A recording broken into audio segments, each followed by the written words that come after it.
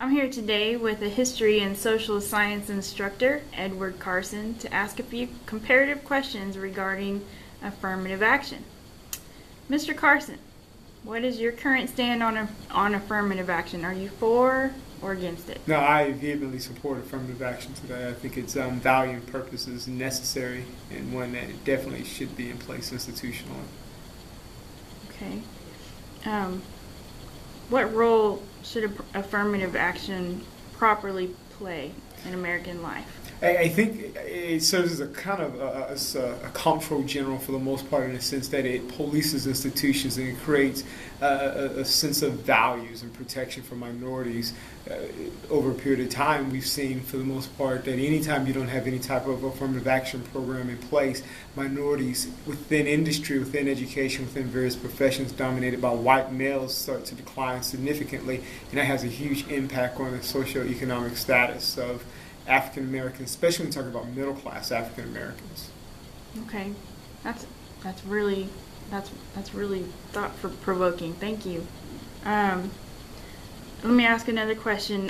Do you believe that we as American citizens are obligated to guarantee equal outcomes by race or only equal opportunities?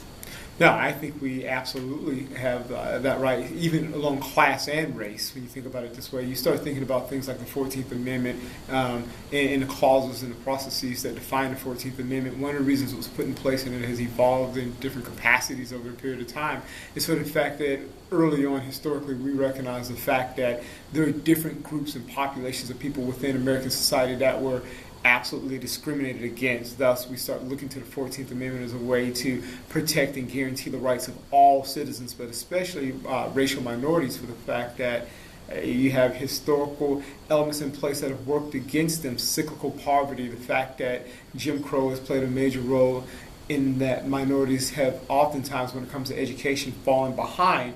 Thus, society owes it to a number of groups to help them catch up, and not by giving them handouts, but at least giving them an opportunity and equal playing field to show that they have what it takes to elevate their status within society.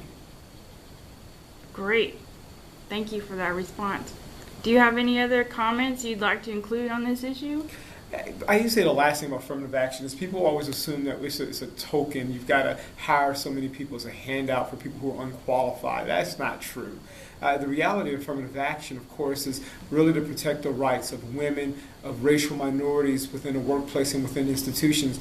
For the most part, if you look at the history of affirmative action, during the cultural wars of the 1980s, you start to find that people were against it primarily because they thought it was just a quota system. The reality of affirmative action, of course, is that it paved the way and given a number of people opportunities to rise up. Look at people like Clarence Thomas in the Supreme Court. He'll be the first one to tell you that without affirmative action, it would have been difficult. You go back to the court of Sandra Day O'Connor, for example, as a woman, for the most part, within in a conservative administration, without affirmative action, it would have been difficult for her because she even can't claim that law firms wouldn't hire her because she was a woman. So you start looking at cases like Hopwood, for example, after 1996 here in Texas, schools like Texas A&M, the rate of minorities started declining. This is even true in California schools too. So we're not saying that you should just give people something they didn't deserve. We're talking about qualified people here, specific blacks. They're qualified. But yet the reality, of course, is you're talking about at times maybe the difference in a 100, 200 point SAT score. I think race plays a role. How can you have a discussion about class and race when everyone in the room is made up of the same type of socioeconomic background, the same racial group, and they don't have the understanding to get a sense of the diversity of the populations that are out there? That's why affirmative action has value, but some people seem to think that affirmative action is pretty much dead. That's unfortunately sad. Great point.